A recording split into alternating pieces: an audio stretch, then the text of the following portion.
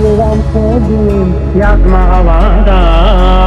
Sənə qarşı eşkim, məhəbbətim var. Sən də göstər mənə vəfa etibar. Unutma sevgilim, unutma məni. Ürəyim səndədir, saxla əmanət. Bu qəmli qəlbimə etmə xəyanət. Gözlər axıra qədər səbir dəyanət.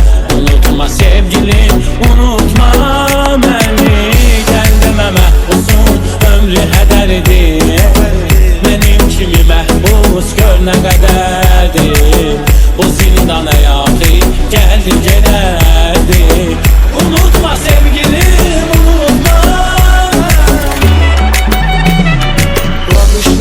Bağışla sevgilim məni, səni bu qədər çox sevəni. Bəzən elə vəziyyət olur məcburum, həsrətə salmışam səni. Bağışla, bağışla, bağışla sevgilim məni. Bağışla, səni bu qədər çox sevəni. Bağışla, bəzən elə vəziyyət olur məcburum, həsrətə salmışam səni. Bağışla.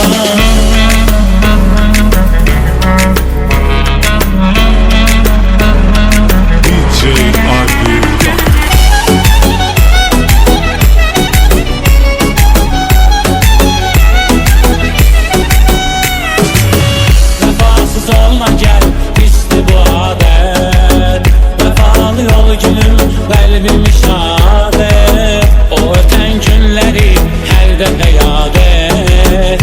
Unutma sevgilim, unutma məni.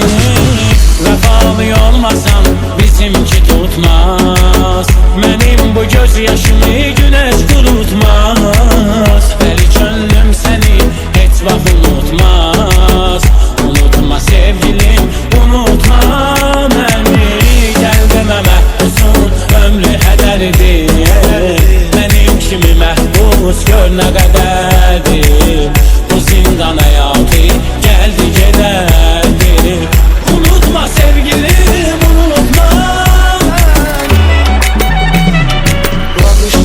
Bağışla sevgilim məni, səni bu qədər çox sevəni. Bəzən elə vəziyyət olur məcburum, həsrətə salmışam səni. Bağışla, bağışla, bağışla sevgilim məni. Bağışla, səni bu qədər çox sevəni. Bağışla, bəzən elə vəziyyət olur məcburum, həsrətə salmışam səni. Bağışla.